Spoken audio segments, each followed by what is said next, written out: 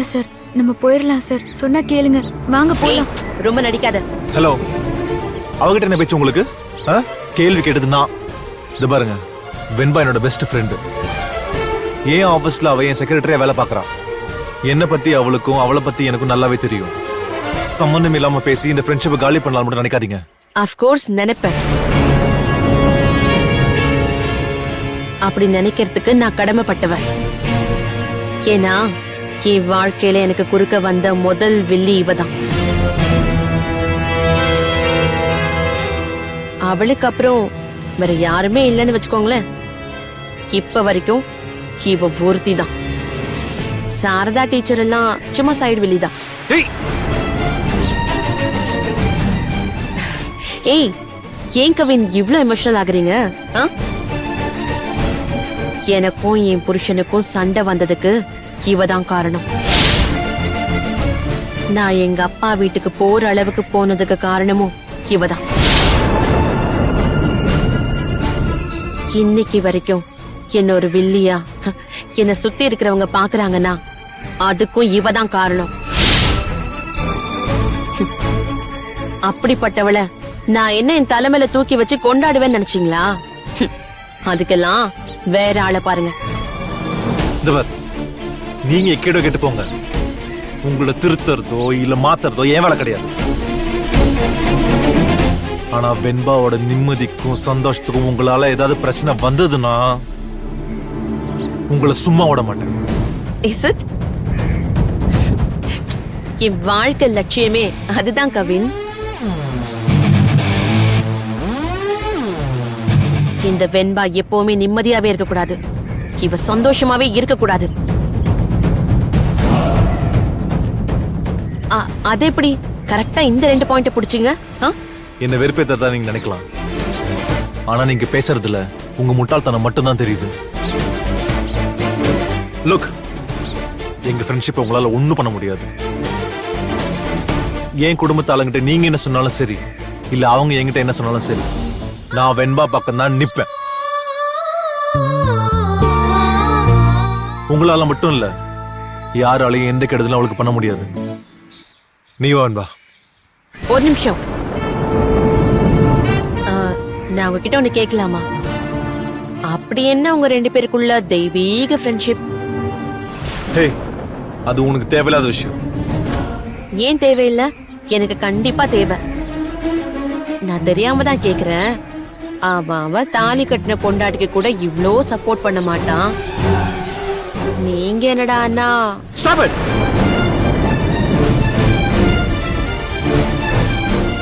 வெண்பாக்கு நீ அண்ணின்ற ஒரே காரணத்தினால தான் உனக்கு மரியாதை கொடுத்து பேசிட்டு இருக்கேன்.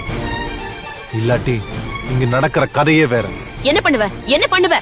செதறடிச்சிருவேன்.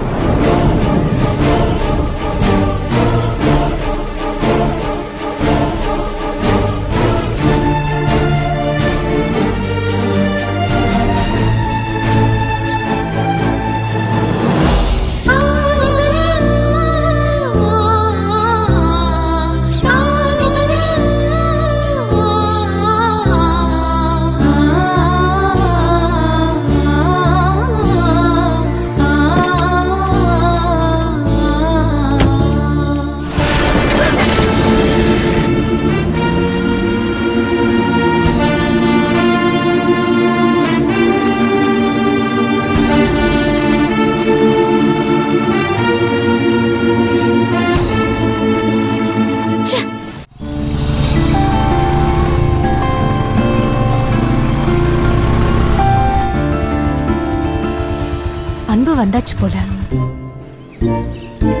அன்பு, ஏன் எதுக்குன்னு எதுவும் கேட்காத. வண்டியை பார்க் பண்ணிட்டு பின்பக்கம் வழியா வா, நான் வந்துடுறேன். பேச நேரம் இல்ல.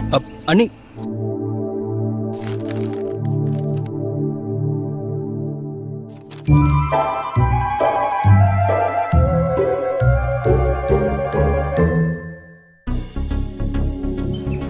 என்னாச்சு அன்னைக்கு? எதுக்கு பின்பக்கமா வர சொல்லிட்டு போறாங்க? வீட்டில் யாரும் புதுசா சரவடி வச்சிட்டாங்களா?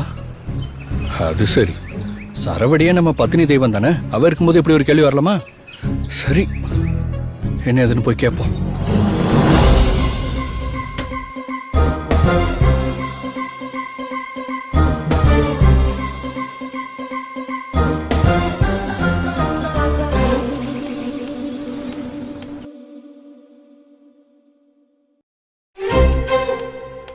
அண்ணி என்ன விஷயம் அண்ணி? சொல்லுங்க நீ என்ன விஷயம் சொல்லுங்க. ஏன் இவ்வளவு பதற?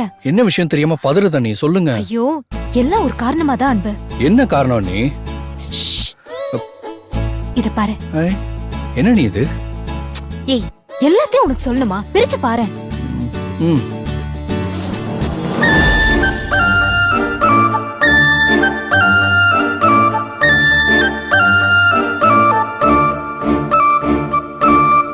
சூப்பரா இருக்கா நீ? அண்ணன் உங்களுக்கு வாங்கி கொடுத்தாரா? உத்தால. இது உங்க அண்ணன் எனக்கு வாங்கி கொடுத்தது இல்ல, உன் பொண்டாட்டிக்கு நீ வாங்கி கொடுத்தது. புரியலையா? நீ வாங்கி கொடுத்த மாதிரி கொண்டு போய் கொடு. உனக்காக நான் வாங்கியிருக்கேன். என்ன நீ சொல்றீங்க? இத பாரு அன்பு, நீயும் நந்தினியும் சந்தோஷமா இருந்தாதான் உன் சித்தியும் சந்தோஷமா இருப்பாங்க. அவங்க சந்தோஷமா இருந்தாதான் இந்த வீடே நல்லா இருக்கும். இந்த பேசிக் கான்செப்ட் உனக்கு புரியணும். நான் சொல்றது புரியுதா? அர்த்தமைந்தா? அதெல்லாம் புரியாம இல்ல நீ. ஆனா நான் என்ன தப்பு பண்ணேன்? ஐயோ, அறிவே இல்ல உனக்கு. முத்துமாலனா நந்தினிக்கு ரொம்ப பிடிக்கும். இது உனக்கு தெரியுமா? அவ ஃப்ரெண்டு கூட அவ பேசுறத நான் கேட்டேன். வீட்டு செலவுக்காக வச்சிருந்த 3000 ரூபாய் ஆட்டைய போட்டு இத வாங்கிட்டேன். இன்னும் அத்தை கூட இந்த மேட்டர் தெரியாது. ஏன் மாவையா கூட தெரியாது. இவ்ளோ ஏன் என் பாவா கூட தெரியாது. சாரி அண்ணி, தெரியாம பேசிட்டேன். சரி, நீ நந்தினி ஆசைப்பட்டு தானே கட்டிக்கிட்ட? அது என்னவோ வாஸ்தவம் தான். ஆனா உங்களுக்கு ஒண்ணு தெரியுமா அண்ணி, இப்ப கூட அவ மேல கோவமா இருக்கனே தவிர காதல் இல்லாம இல்ல. கரெக்டான டைமா பார்த்து அவ கிட்ட போய் சொல்லு. அவ அப்படியே ஃபீல் ஆகணும், மெல்ட் ஆகணும். அவ மனசுல இருக்கிற கோவம் எல்லாம் அப்படியே கரைஞ்சிரணும்.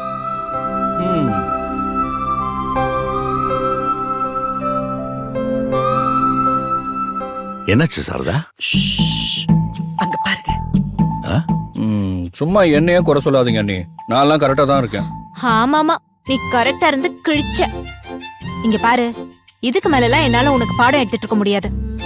இந்த முத்து மாலையை கொண்டு போய் கொடுத்துட்டு வர, புரியுதா? இப்பவே கொடுத்துட்டு வரணும், அவ்வளவுதானே? கொடுங்க, இப்பவே கொடுத்துட்டு வரேன், வெயிட் பண்ணுங்க. ஐயோ, என்ன நீ? கொஞ்சமாவது அறிவு இருக்கா உனக்கு? இந்த முத்து மாலை அப்படின்னு கையில கொடுத்துட்டு வந்துருவியா? வேற என்ன நீ பண்ணும்? எப்படிதான் உன்னை மட்டும் இப்படி மக்கா பெத்தாங்களோ? என்ன நீ அப்படி சொல்லிட்டீங்க? இங்க பாரு, முத்து மாலைங்கிறது அவளுக்கு ரொம்ப பிடிச்ச ஐட்டம். இது அவளுக்கு நீயா வாங்கி கொண்டு போய் பிரசன்ட் பண்ற மாதிரி பிரசன்ட் பண்ணு. அதான் நீங்க சொன்னீங்களே. அது மட்டும் பத்தாது, சும்மா இந்தானு அப்படியே கையில கொடுத்துட்டு வரக்கூடாது. அதுக்கா இவ்ளோ கஷ்டப்பட்டேன். அப்புறம் ஆசையா நீ இத அவகிட்ட காமிச்சு நீயே அவ கழுத்துல போட்டு விடணும், சரியா? சரி அண்ணி. நீயே இந்த முத்து மாலையை போட்டு விட்டுட்டு, அப்பா இந்த முத்து மாலையில உன்னை பாக்குறதுக்கு தேவதை மாதிரி இருக்கன்னு வாய் குசாம போய் சொல்லு. இத பாரு, புருஷன் பொண்டாட்டினா 1000 சண்டை சச்சரவு இருக்கதான் செய்யும். அது அவங்களுக்குள்ளேயே பேசி தீர்த்துக்கிறது தான் அழகு. இன்னைக்கு வீட்டுக்கு தெரிஞ்ச உங்க விவகாரம் நாளைக்கு ஊருக்கே தெரிய வந்துச்சுன்னு வையேன், அப்புறம் நாரி போயிடும்.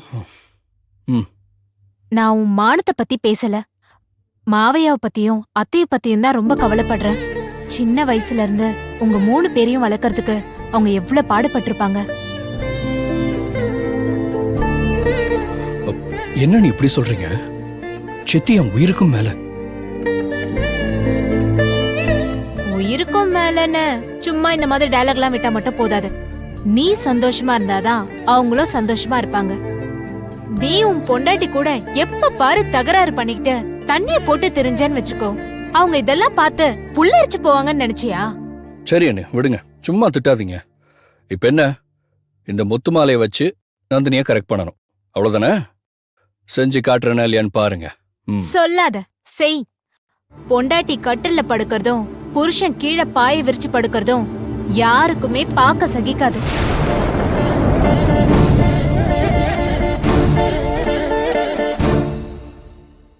என்ன நீங்க என் மேல எவ்வளவு பாசமா இதெல்லாம் எவ்வளவு அழகா எடுத்து சொல்றீங்க. உங்களை நான் லைஃப்ல மறக்க மாட்டேன். என்ன ஆசீர்வாதம் பண்ணுங்க. ம். தேங்க்யூ அண்ணி.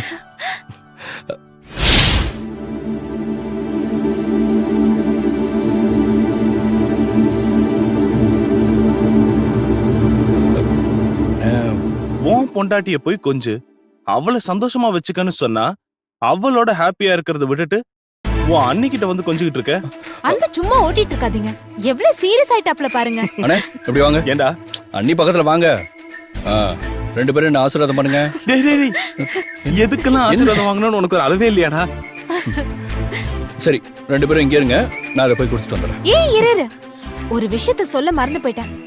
சப்போஸ் தேவைப்பட்டுச்சுன்னு வையேன், அவளை புகழ்ற அதே வாயில உன் சித்திய வாய்க்கு வந்தபடி 4 வார்த்தை திட்டினா கூட தப்பே இல்ல. புரியுதா? என்ன நீ சொல்றீங்க? அட ஆமா அன்பு, சித்தி ஒரு மக்கு. அவங்களுக்கு ஒன்னும் தெரியாது. இந்த வீட்ல அவங்களுக்கு தான் எல்லாம் தெரியுங்கிற மாதிரி சும்மா கெத்தா சீன் போட்டுட்டு இருக்காங்க. என் வாழ்க்கையில எனக்கு நீதான் முக்கியம்னு கூசாம அடிச்சு விடு, தப்பே கிடையாது. அண்ணா பாருங்கண்ணே எப்படி எல்லாம் பேசுறாங்க பாருங்க. அன்பு இங்க பாரு, ஒரு நல்லது நடக்கணும்னா என்ன பொய் சொன்னாலும் தப்பே இல்ல. கரெக்டா? ம் நம்பவே முடியல புள்ள. இந்த பொண்ணு உன் ஜெராக்ஸாவே மாறிட்டு வருது. அது விடுங்க. அன்போ நந்தினியும் ஒண்ணு சேரணுங்கிறதுக்காக தீபா இவ்ளோ கஷ்டப்படுறப்ப நம்ம பங்குக்கு நம்ம ஏதாவது ஒண்ணு செய்யணும் இல்ல? சொல்லு என்ன செய்யலாம்?